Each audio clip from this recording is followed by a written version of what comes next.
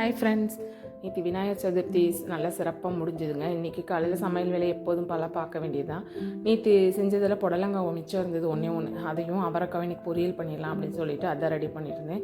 எனக்கு விவரம் தெரிஞ்ச காலத்தில் இருந்து எங்கள் வீட்டில் விநாயகர் சதுர்த்திக்கு அடுத்த நாள் பார்த்திங்கன்னா கம்பல்சரி சுண்டல் புளிக்குழம்பு தான். அதில் ஒரு டவுட்டுமே இல்லை. ஏன்னா விநாயகர் சதுர்த்திக்கு வச்ச சுண்டலை யாரும் சாப்பிட்றதே இல்லை, அது அப்படியே மிச்சமாக தான் இருக்கும். கொழுக்கட்டையெல்லாம் சாப்பிட்றது, ஏன்னா வருஷம் ஒரு தடவை தானே இந்த கொழுக்கட்டை செய்கிறோம், அதனால் அதை சாப்பிட்றது. இந்த சுண்டலை அடிக்கடி செஞ்சு என்னமோ அதை சாப்பிட்றதே கிடையாது. அதனால் அதை கம்பல்சரி அடுத்த நாள் புளிக்குழம்பு தாங்க, வேறு ஆப்ஷனே கிடையாது. இன்றைக்கி காலையில் பிரேக்ஃபாஸ்ட்டுக்கு இந்த தேங்காய் பால் கஞ்சி வச்சுருந்தேன். செம்ம சூப்பராக இருக்குங்க. அதை நீங்கள் கண்டிப்பாக இது வரைக்கும் சாப்பிட்டது இல்லைன்னா ஒரே ஒரு டைம் ட்ரை பண்ணி பாருங்கள். இது பாசிப்பருப்பு, கொஞ்சமாக அரிசி, வெங்காயம், பூண்டு, இதெல்லாமே உப்பு எல்லாமே சேர்த்து நல்லா விசில் வச்சு எடுத்துகிட்டு இறக்கணுன்னா தேங்காய் பால் வச்சு மறுபடியும் ஹீட் பண்ண தேவையில்லை. தேங்காய் பால் நல்லா திக்கான தேங்காய் பால் ஊற்றி அதுக்கு ஊறுகாய் வச்சு தொட்டு சாப்பிட்டோம் அப்படின்னா அதோட டேஸ்ட்டே சூப்பராக இருக்குங்க.